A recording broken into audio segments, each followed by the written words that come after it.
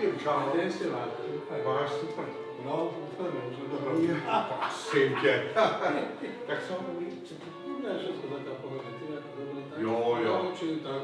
Vejdeš to pevnou. Tak se... Láskou rukou. To nevím, To nevíš, Těším se, rozmyslím si to. Tak jo, díky. Čím začínáš, Hošanku? Coriolanem, největší obsazení. Jasné. A potom půjdu, začnu furiantem. Ne, to je úplně jedno, Jo. hej, dobre. Však ja tak hrám všetko, symfónia a všetko, takže. Jo, jak se máte?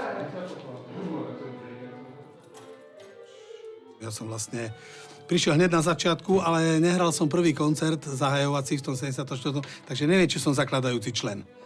Poznali ma práve Jano Figura, to bol prvý flautista, tak ten ma nahovaral, bo my sme boli starí rockery, spolu sme hrávali big beaty všelijaké. Hovoril, poď do orchestra, to je bomba, to je bohové. Ja hovorím, preboha, vážnu hudbu v živote nikdy. To nikdy nebudeme robiť, takúto blbosť. To je otrava, nuda, to je hnus.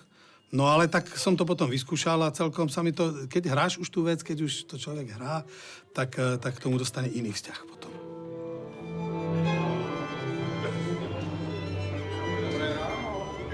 Tady je super society. Teda, ahoj, Dobré ráno. Ahoj, dobré ráno, dobrý den.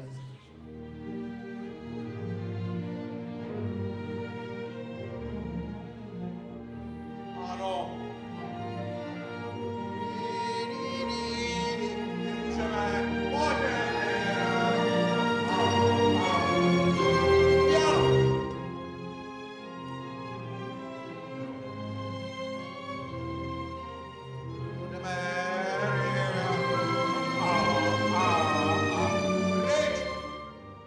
Keď som tu prišla, tak on hral s nami asi rok na to ako flautista. Začínal ako klavirista. Ja si ho pamätám ešte ako decko, že vyhral ako absolútny víťaz klavírnu súťaž v Ústí nad Labem.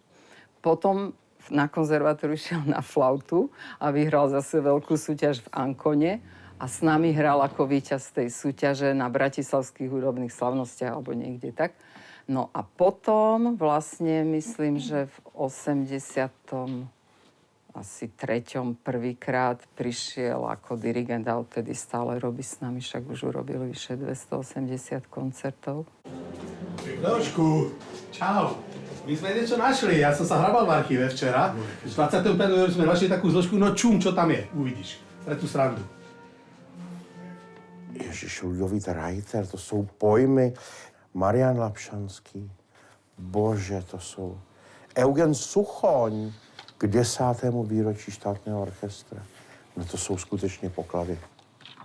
Já sám jsem rád, že jsme tady počítali s Elenkou Filipy, s dramaturgičkou, že jsem tady dirigoval přes 200 koncertů s tímto skvělým kolektivem. A tady je moje gratulace strašně dlouhá. Ano, již 5. rokem zastávám post šéf-dirigenta ŠKO Žilina. Orchestru, který patří ke slovenské interpretační špičce v této kategorii. Váš Leoš Svárovský. 136. Pojďme, piano. Raz. Bez krešenta, bez krešenta.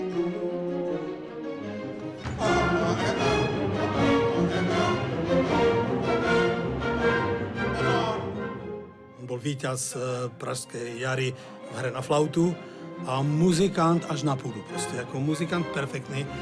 On tomu dal úplne iný ráz, ako že to nebolo naraz o tom, že nacvičí to, aby teda to bolo v poriadku, ale naraz on dal tomu tú kreativitu, to, že on cítil, a ne, sakra, takhle ne, počkajte, teraz to... A taký bol podobný aj ten Fischer, však nakoniec Leoš je jeho žiak, Leoš je Fischerov žiak.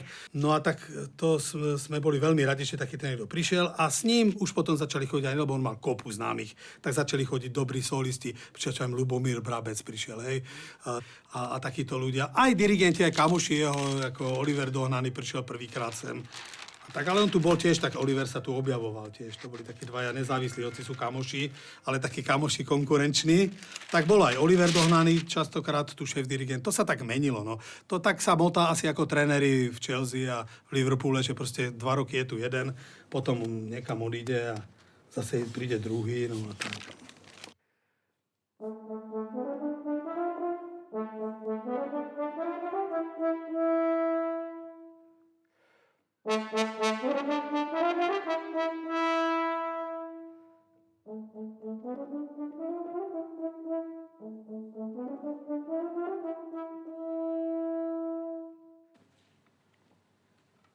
Je to trapné, je to proste komplikované tu. Tu sa zdá iba týchto tri kvapky, ale musíš to proste presne skombinovať a neviem, je to nekomfortné. Je to napísané, občas je to napísané, kde je to komfortne a teraz to absolútne nie je komfortné, tak sa s tým trochu trápim.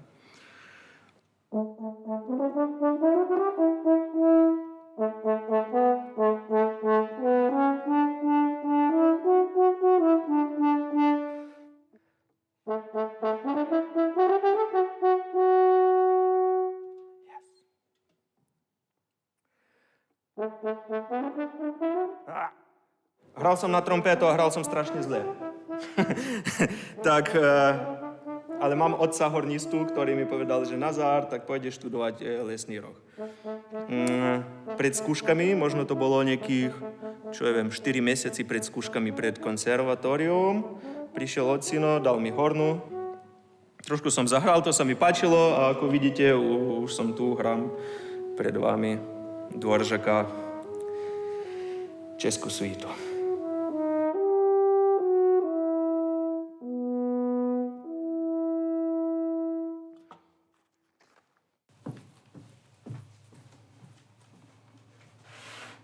No, já jsem vždycky chtěla být v orchestru. Nějak mě lákala ta první flétna, to jsem ještě nevěděla, co to obnáší, respektive jako měla jsem jak kdyby nějaký náznaky z orchestru, co jsme měli ve škole i na výšce, ale to není to prostě, jak když se člověk dostane sem, že si sedne a za 3 dny musí zahrát koncert a jako nevím, nemá se dobře, nemá dobrou náladu, něco se stalo doma, je nemocný, prostě nikoho to nezajímá, jako musí zahrát dobře na tom koncertě a to je úplně něco jiného, než ve škole. Je tam větší prostor na ty chyby, když to tady ten prostor, kdyby není, to...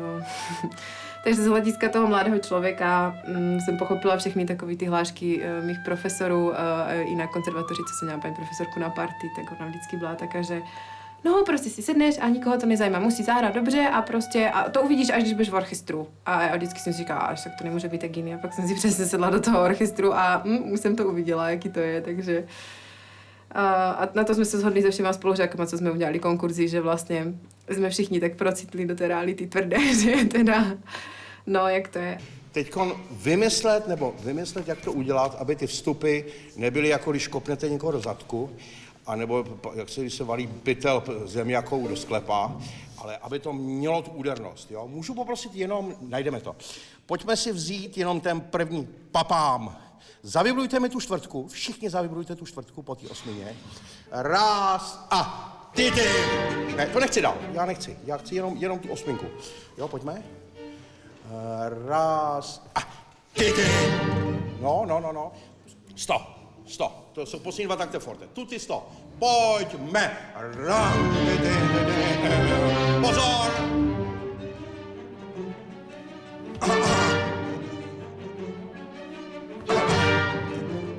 Děkuju. Tak, a teď můžu poprosit jenom 3 takty přes 120, to je ten poslední fortovej B, D, D, G, G. Máme? Prim, prosím. Pojďme. Tak, jo. Šlo by to udělat pipi. Já jsem to doma zkoušel, ale... Víš? Dole to není dobrý, protože poskočí... No a kdybyste, ještě jinak, to je jedno, zahráli dolů ten tub, tak, a tu čtvrtku nahoru, pipi, těch 6 přes 120. Primi, a raz, ty, forte, ty. No.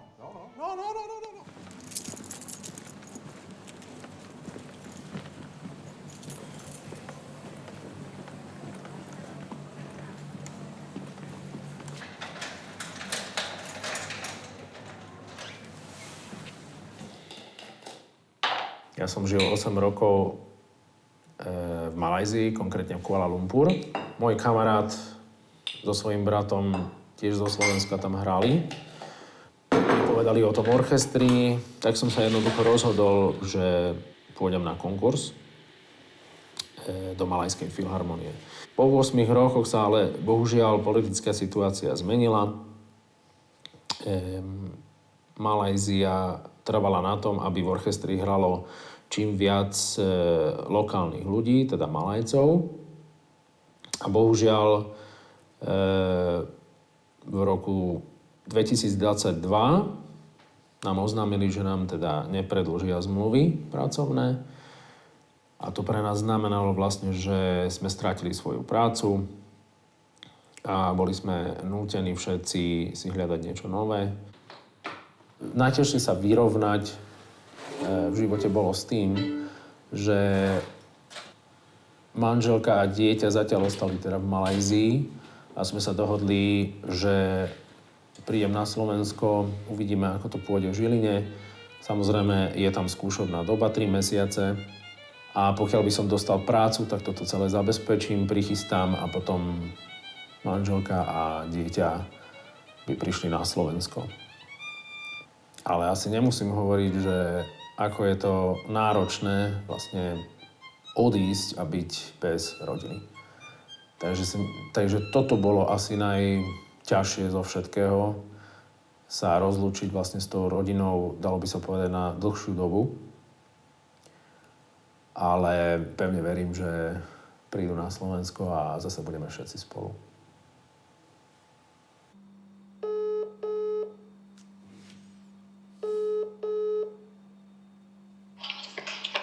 Hi, Papa. I'm eating corn. Hey, princess. Are you I'm eating? eating corn. Oh, you are eating corn. Is it nice? Yes. Do I try? Yes. Nom, nom, nom, nom, nom, nom, nom. Yummy? Yummy, yummy. So, did you go to the school? Yes. What did you do in the school? I'm sleepy. Okay.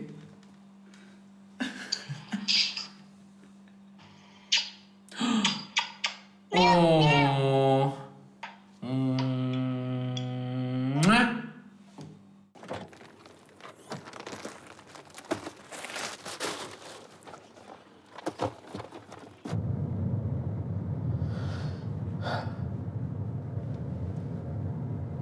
Teším sa, strašne sa teším. Milujem chodiť na ryby. A ryby moc nemám rád jesť. Absolútne, to ma nebaví. Ale chodiť na ryby, ten proces a pripravovať na tie rybičky, príroda, to ja strašne mám rád. To je moje.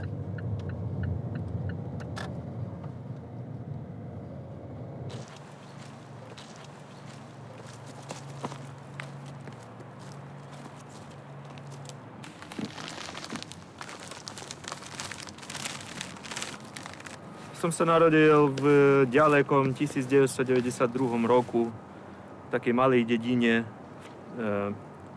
v západnej časti Ukrajiny. No je tam teraz, je to bieda proste. Je to bieda, tá vojna celá. A každého sa to dotknulo doma.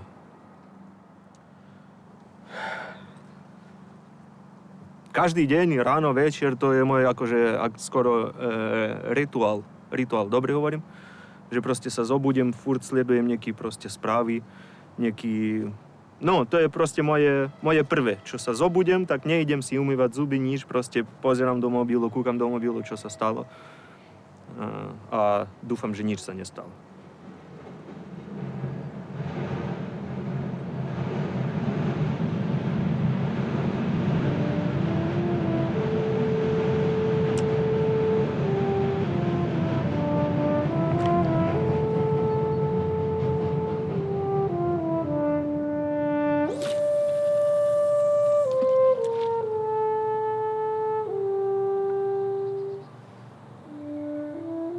Ocino je môj najlepší kamarát. Všetko akože, čo som sa naučil, čo mám, proste tak to všetko kvôli nemu.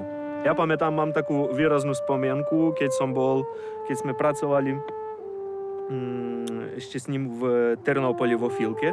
Hrali sme druhú symfóniu Sergeja Rachmaninova.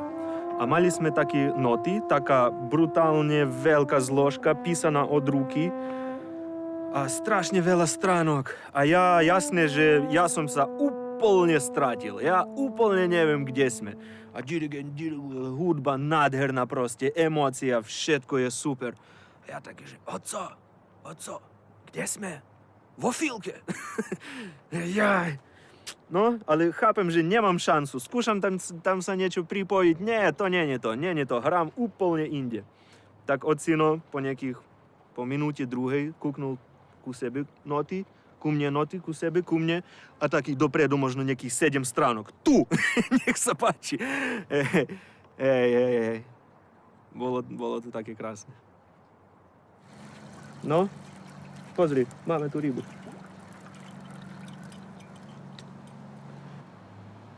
Pozri, ako sa chytila, vieš. Ahoj.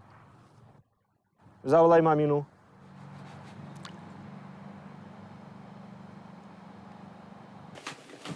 Světýlka.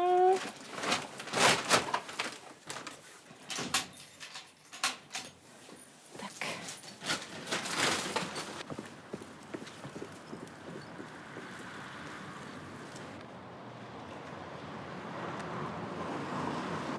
Já jsem totiž, jak kdyby na konzervě neměla žádný koníček. A já jsem strašně ráda tancovala. Takže jenom na konzervě, jak kdyby na to nebyl čas. A potom ve čtvrťáku tak přišlo také období, že jsem prostě šla na Havelkův koncert u nás v Přerově a byli tam 2 tanečníci z Hranic, Kačka a Radek a mně se strašně prostě líbilo to, co tancovali a oni vlastně hned v januári měli začátečnické kurzy, tak jsem se přihlásila a od té doby už to nějak tancuju. No a to bylo vlastně v maturitním ročníku. Takže od té doby tancuju. Takže v Brně jsem začala, pak jsem pokračovala v Bratislavě.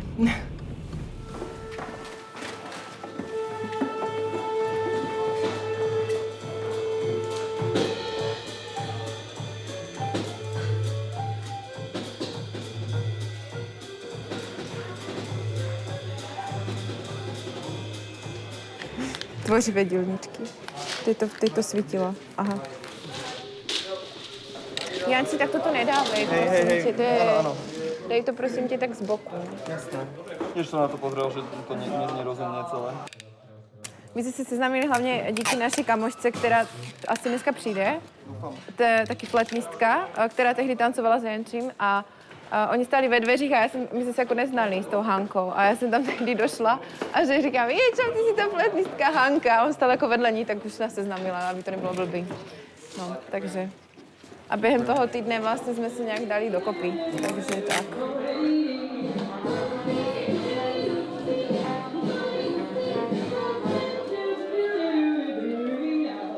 Mě právě že na swingu strašně učarovalo to, že na rozdíl právě od té klasické hudby, to je pro mě obrovská svoboda a sebevyjádření a člověk vlastně díky improvizaci může jak kdyby vyjádřit sám sebe úplně tak, jak chce.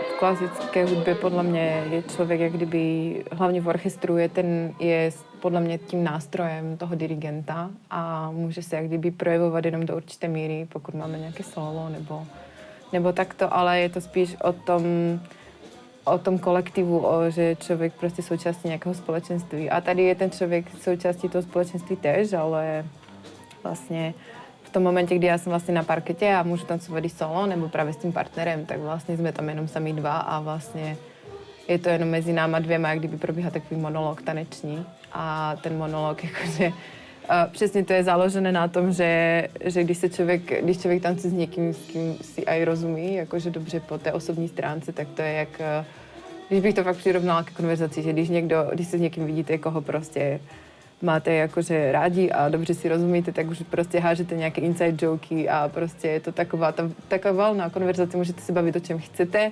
a i o nevhodných vtipech třeba, jo. A když je člověk pořád na nějaké takové té formální stránce, tak zase ten tanec podle toho vypadá jinak, no. A vlastně v té klasice je člověk prostě pořád na té formální stránce.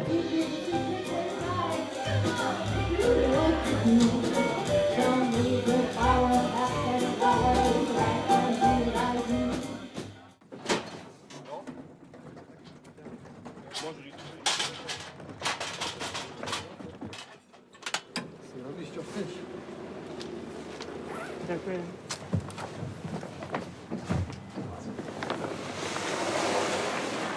Tak idem za tebou. Za mňa? Nie, s tebou som na sebe. Áno?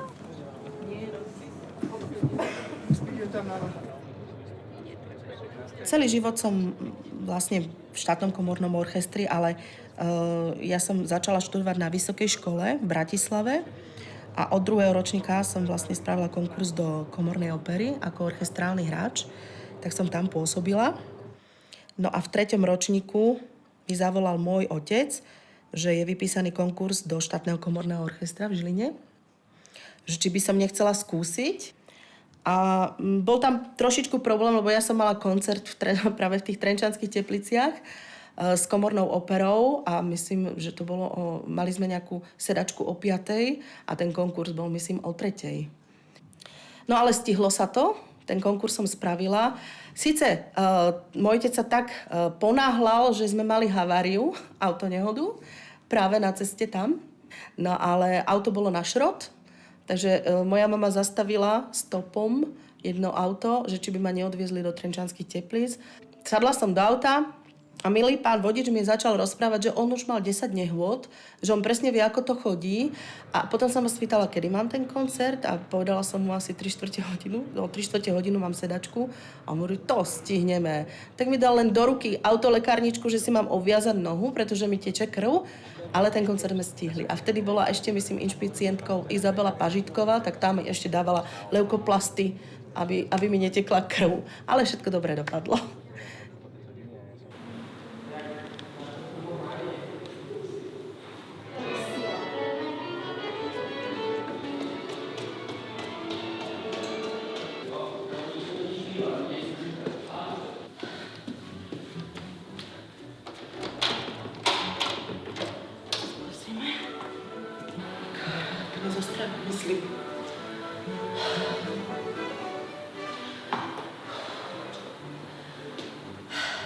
Klára mi tam našla číslo, ale že to je pobočka. Tak já Zušky? Zuška. Nějaký učitel by byl, aby mě ještě více předal, aby něco vlastně tě někdo učí. Stalo sa to, že som držala klarinet v ruke a akorát som si z toho nejako riešila a vypadol mi tak jemne klarinet, zachytila som ho a zlomila sa mi hubička. A na tejto hubičke už nefunknem ani malé B.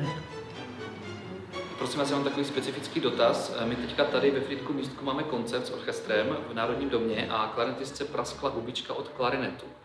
Tak se chci zeptat, jestli náhodou nemáte teďka nějakého klarinetistu, který učí v základní umělecké škole, to tady za rohem, jestli třeba by nebyl ochoten nějak zapůjčit nebo zakoupit. Van Doren značka. Tak jestli tam teďka někdo není, kdo by nám mohl pomoct, protože ten koncert začíná v 7 hodin a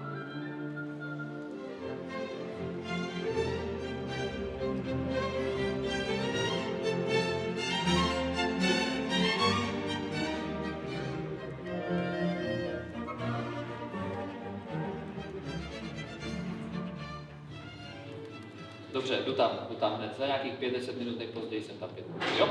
Dobrý, díky moc, dobrý zatím, naschle.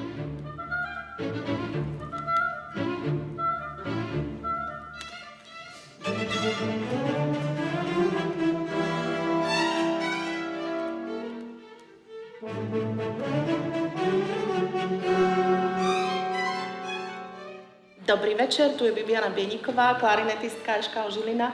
Ja vás zdravím, pani učiteľka, vy ste mi neskutočne pomohli dneska a trafili ste klinec po hlavičke, 2,40 to istí. Hraje. Ježiš, ste úžasná, ja veľmi pekne ďakujem. Nie, to je, myslím, čokoľvek, keby ste mi poskytli, tak vám ruky budem boskávať.